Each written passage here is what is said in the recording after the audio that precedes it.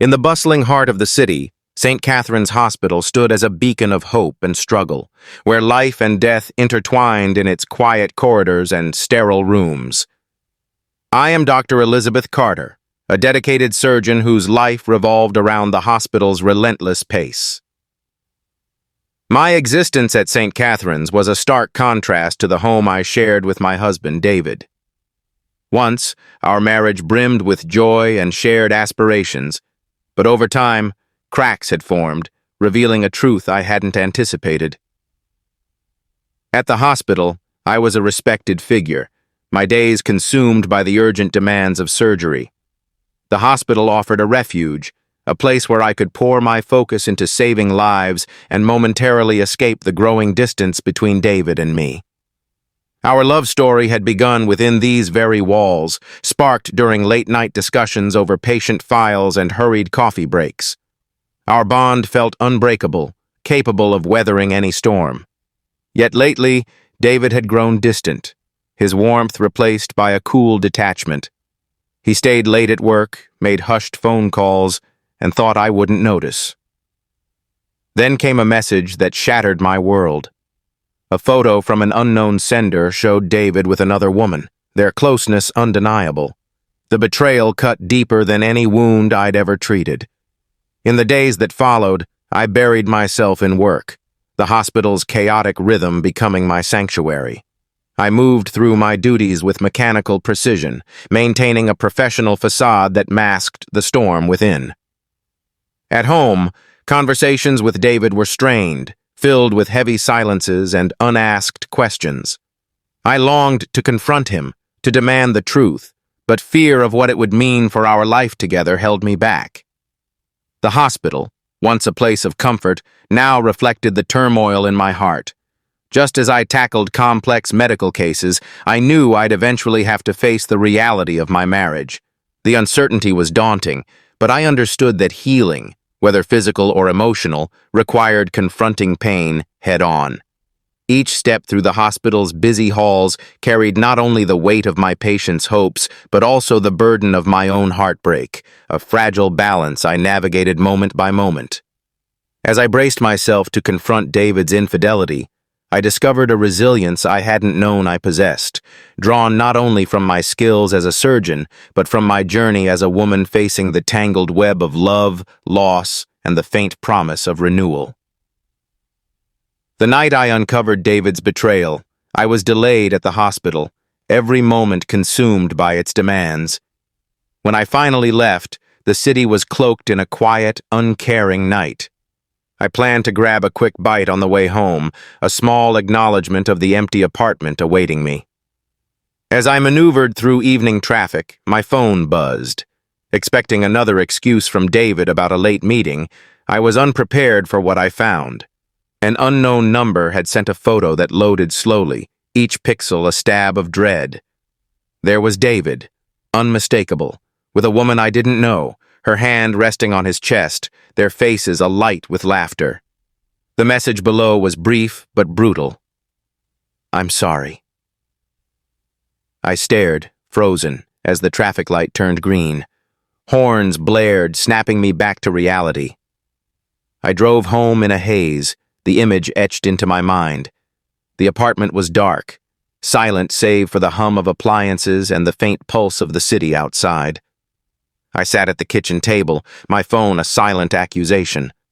My mind churned with questions, doubts, and fleeting excuses, but the photo offered no reprieve from the truth.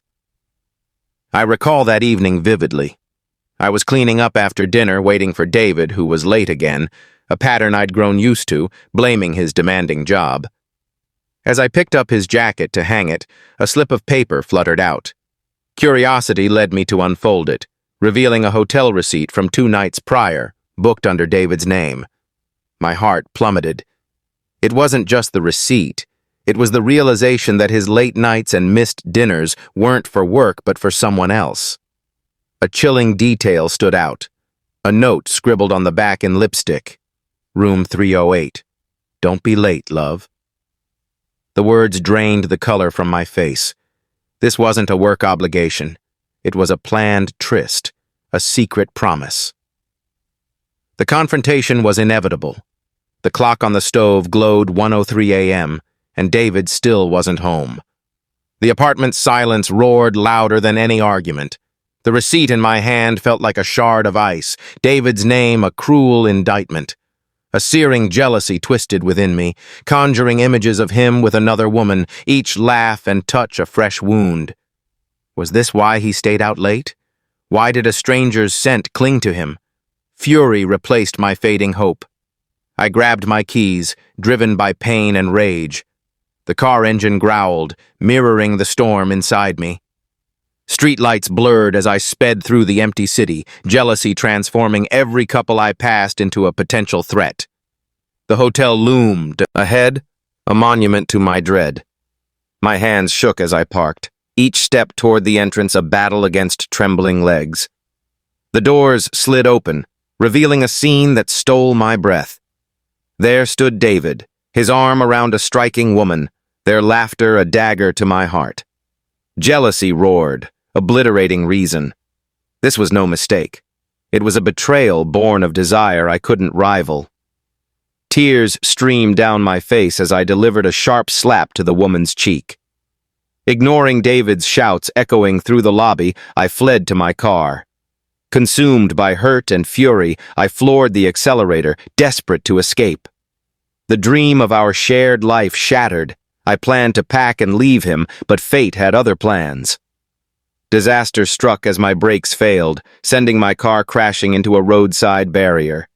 Silence followed, broken only by the distant wail of an ambulance.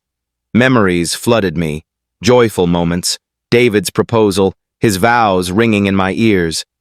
My eyes fluttered shut, tears lingering. Was this the end? Update. 6 months later, I awoke in an unfamiliar place, my high school friend Sarah by my side.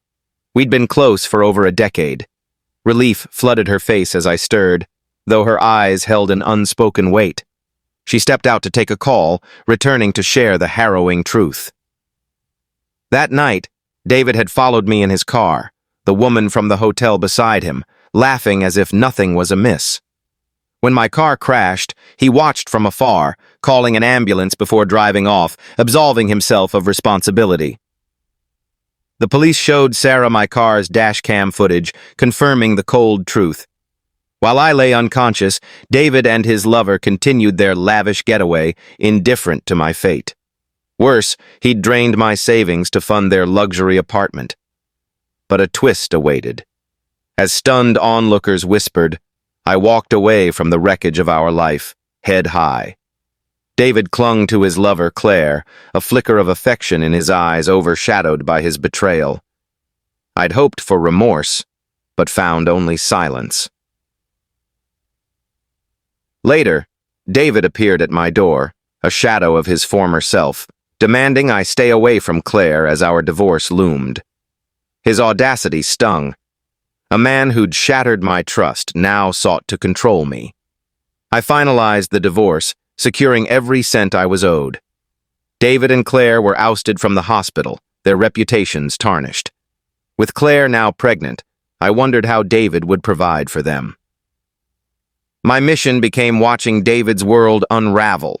A private investigator tracked his every move, and subtle whispers ensured no hospital or pharmacy would hire him.